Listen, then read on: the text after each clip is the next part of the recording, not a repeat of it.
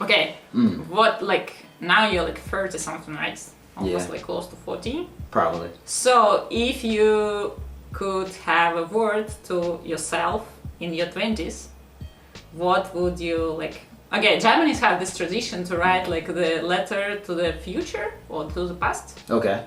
So what letter or message Would you write to your past self? Yeah. I think about that a lot, actually. This is gonna sound whack, but I would write to myself, do what you're doing already, because I think that I have learned from every mistake I've made since then. If I try to fix those mistakes, then I'll have those problems now. So I really don't want to change the mistakes I've learned.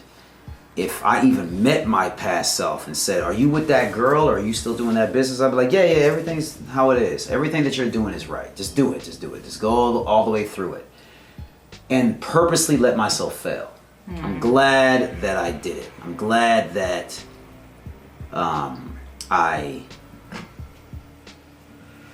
went through all the mistakes I went through. So when people say write a letter back to your past, you're talking about what would you fix. The only thing I could really fix is like just don't drink too much. You know what I'm saying? Just don't get too messed up. But I knew that when I was younger. I knew that even now. I knew that when I was a kid. I always know that. So if I got a letter like that from my future, I'd be like, damn, I already know. You know, so that doesn't really count, you know. So I hope I will write back to myself like, do what you're doing, because I like my life right now. I like where I am. I would like to be better, but nothing in my past could have fixed anything that I'm doing right now. The things that I'm trying to challenge myself to get better at right now, the things that I'm trying to get myself better at right now, I'm working on at my present time. And I could not have worked on them when I was younger. I was way out there, you know. All right, what about you? Don't be afraid. Don't be afraid. You were afraid before. Yeah, all my 34 years, now I'm 35. All right. I've been afraid. You notice how she told her age, but she didn't bring up mine, because if I didn't bring it up, don't bring it up. You know what I'm saying? Very good. Anyway, 35, yeah. Yeah, so finally I said goodbye to all fears last year. Good. What was one of your fears, if you don't mind bringing it up? The main one was to disappoint. Yeah, to disappoint people. You didn't want to disappoint people. Yeah, I didn't want. I didn't want to be like, you know, like I'm kind of like to be perfect in everything I'm doing. And how did you figure that out though? How did you figure out about disappointing people? How did you figure out there is no way around it?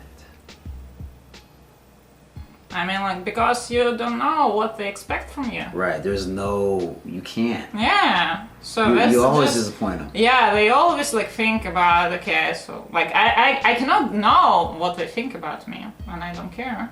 And even if you did care. Yeah, I did care, but kind of like, what can I do with that? I mean, like, I cannot change people's thoughts. Even if you could. Yeah. Let's say you could change people's thoughts. What benefit would that give you? Nothing. Because really, who cares what other people think? You know what I'm saying? Like, No, but like, you know, I always wanted to look good, to look nice. Yeah, you're in your 20s. We talked about that in the last one. Even Women now. in their early 20s is ferocious, yeah, but your ferocity is going down. Your ferocity is dropping.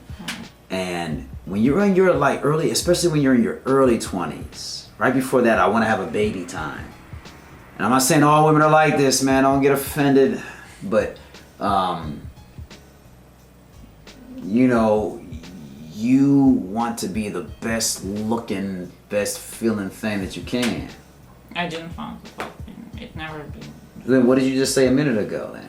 So it's more about, okay, I try to impress the most precious people in my life. So like my family, like my mother, my best friends. I mean, But you don't think that had nothing to do with you being young and cute?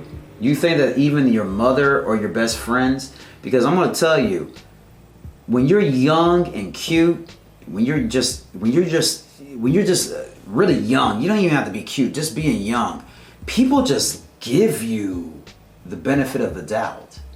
They're just like, well, he made a mistake, or well, he does this, or well, he does that. But because you're young, you just have so much potential. But I didn't realize it at that time. Of course, because you were young, and that's why they let it happen. But there's this limit where you hit one day. Like, that's how I learned I was getting older. I was like, they don't forgive me like they used to. I could do the most outlandish shit, the craziest thing, and people would just forgive me.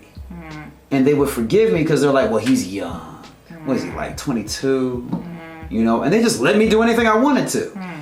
22 and 32 are a real different thing. 32, people are like, look, no, you gotta apologize for that. Or like, no, I don't even want to deal with you after that no more. But at 22, I could literally do anything I wanted to.